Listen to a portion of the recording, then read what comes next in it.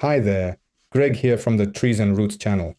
Today I'm taking you through another step in my self-built timber frame house journey. And this time we're talking about something super important, grounding the electrical system.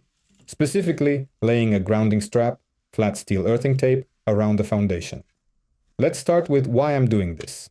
Grounding is a crucial part of any safe electrical installation. It doesn't just protect the system and devices, it protects people. That means me and my family. If there's a short circuit or a lightning strike, the current needs a safe path into the ground. And that's where the grounding strap comes in, a flat steel tape that connects the whole system to the soil. Without it, not safe. Step 1. Digging the trench for the grounding strap. I dug about 20 centimeters deep, just enough to protect the steel from the weather, but also to ensure it makes good contact with the ground. Not gonna lie, this wasn't the easiest job. The trench had to go around the entire house, so I got quite the workout. Then came the 25-kilogram roll of grounding tape. It may not look like much, but it's heavy, especially when you're carrying it alone into the trench and unrolling it along the foundation. Honestly, dragging it solo was tough, but you know how it is. When you're determined, you find a way.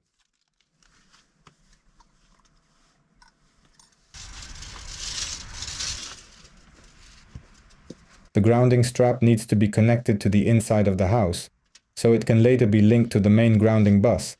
I ran it through one of the wall sleeves I had previously installed in the foundation wall. Then I began unrolling the strap around the house. It had to be straight, no kinks or folds, and laid down flush with the soil. That contact between the steel and the ground is what makes the whole system effective. Since this is something I'll only do once in my life, I want to make sure it's solid.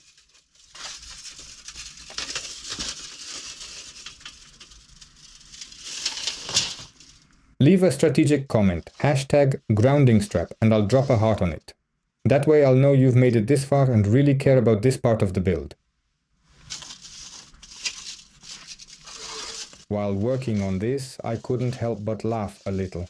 I remembered one of the previous episodes where I was fighting with a stiff water pipe for the garage. It was so rigid I had to heat it with a heat gun, and even then, it barely moved.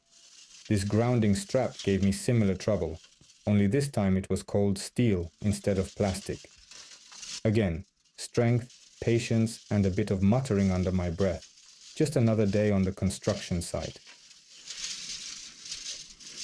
And hey, if you haven't subscribed yet, now's the perfect time. Hit that subscribe button and the notification bell so you won't miss the next stages of the build. Every episode brings us one step closer to the finished home.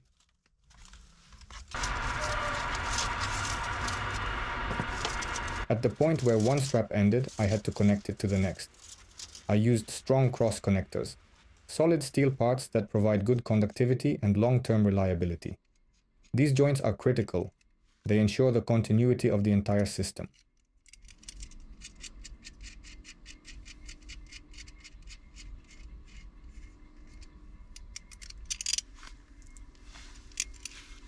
But I didn't stop at just tightening the screws.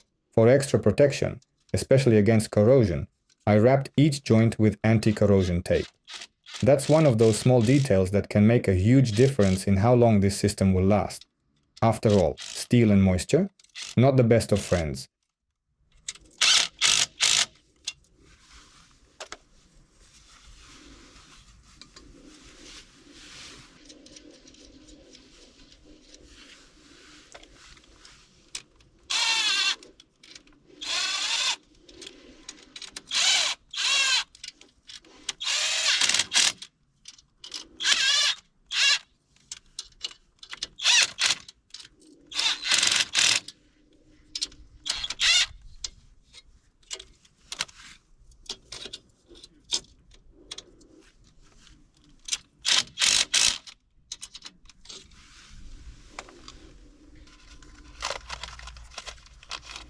It's also worth mentioning, grounding isn't only about personal safety.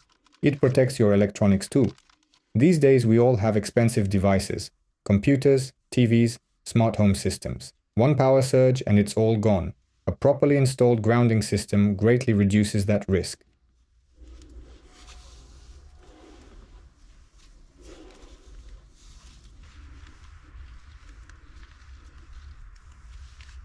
This was tough work. The grounding strap is heavy, the soil was difficult, the weather unpredictable, and once again, it was just me on site.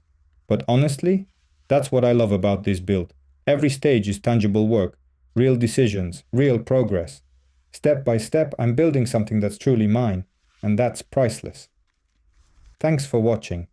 I hope this episode helped you out. Got any questions? Drop them in the comments below, and if you're working on your own build, I'm rooting for you. See you in the next episode.